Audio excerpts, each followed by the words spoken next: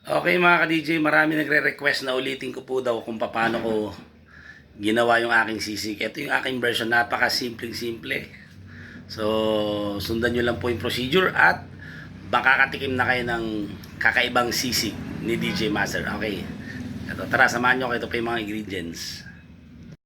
So, okay mga ka-DJ, ito yung nabili nating pisngi kanina, no? 200 pesos kung di tayo nagkakamali. So, pinakuluan ko na yan, no? Nilagyan ko lang ng bawang, sibuyas, daon ng laurel, konting paminta, konting asin. Yan po, yan o. Siniwaan ko, tapos pinahiran ko ng konting asin para mas maging crunchy at malasa. Siyempre, kailangan din natin ng toyo, soy sauce. Yan, mas pinili ko pa yung sibuyas na puti kasi mas medyo manamis-namis yan mga ka-DJ. Tapos meron tayong ito, siling berde, yan, importante. Tapos meron tayong siling labuyo, ito pang garnish natin, pang decoration lang natin mamaya. Tapos yung calamansi juice, yan. Ilang pirasong calamansi lang. Tapos durog na paminta at saka syempre itong itlog pang pinali natin mamaya. So basically ito na yung ating ingredients. Wala na tayong iba pang inahalo dyan, no? Kasi pag nilagyan pa natin ng mga mayonnaise, baka lalong din nagiging maganda yung lasa. So ito lang po mga ka-DJ. So pipritoy natin ito mamaya. So pagka prito, saka natin tatadtarin yun. Gagawin na natin sisig. Okay, balikan ko kayo mga ka-DJ. Okay, may mantika. So ayan, piprito na natin mga ka-DJ. At tatakpan natin para sa mga kalsitasyon. Balikan natin naman. Okay mga ka-DJ, ito na yung prito natin. Pero ang sikreto dyan, para mas maging malutong, no?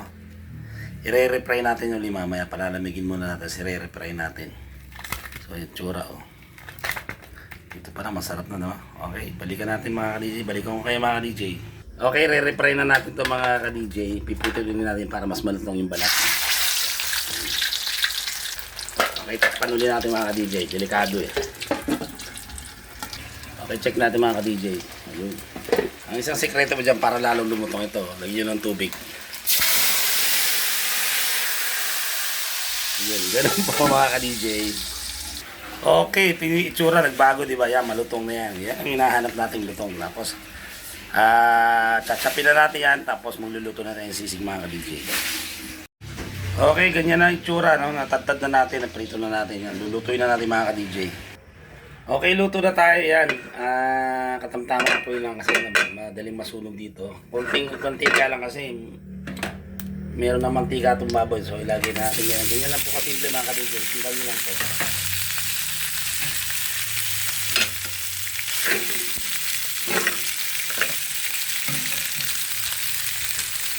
Tapos isunod na natin yung sibuyas, sili. Yan. Halo-halo lang yan mga ka-DJ. Okay mga ka-DJ, mabilis lang tayo para yung crunchy doon pa rin. Lagyan natin konting toyo.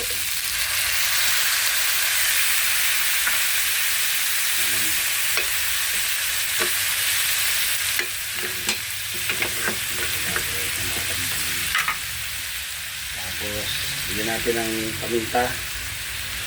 Ayan. Tapos, itong kalamansi. Halo-halo lang natin. Okay, tapos, ilagay na natin itong itlog. Dalawa. Ayan. Halo-haloin. Plating na tayo mga ka-DJ. Okay mga ka-DJ, ito yung ating finished product. Ito yung pinaka most requested na luto ni DJ Master. Laging nagre-request. Lutuin ko na uli yung sisig yun. Napakadali po, nakita nyo no? Ayan, titikman natin mga ka-DJ. Medyo crunchy pa to eh. Yan mga ka-DJ, yan no? So excited na tayo, tikman natin. Medyo may balat. Ano? Minsan lang naman, hindi naman tayo magpasobra. Ayun o. Para po sa inyo, unang subo mga ka-DJ.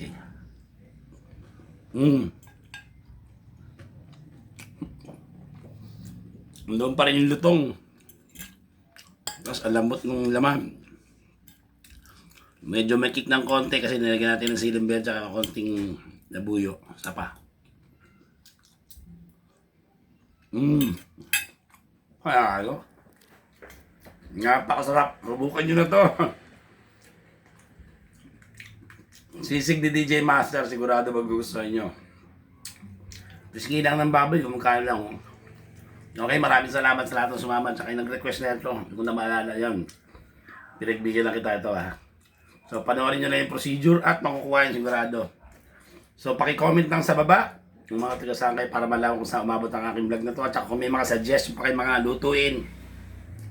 May nagsasuggest yung kapritada. Di ko pa, pag may oras tayo, ay naman ang lulutuin natin. So, pansamantala, nagpapalam po si DJ Master na nagsasabing laban lang. God bless you all. See you on my next vlog. Bye.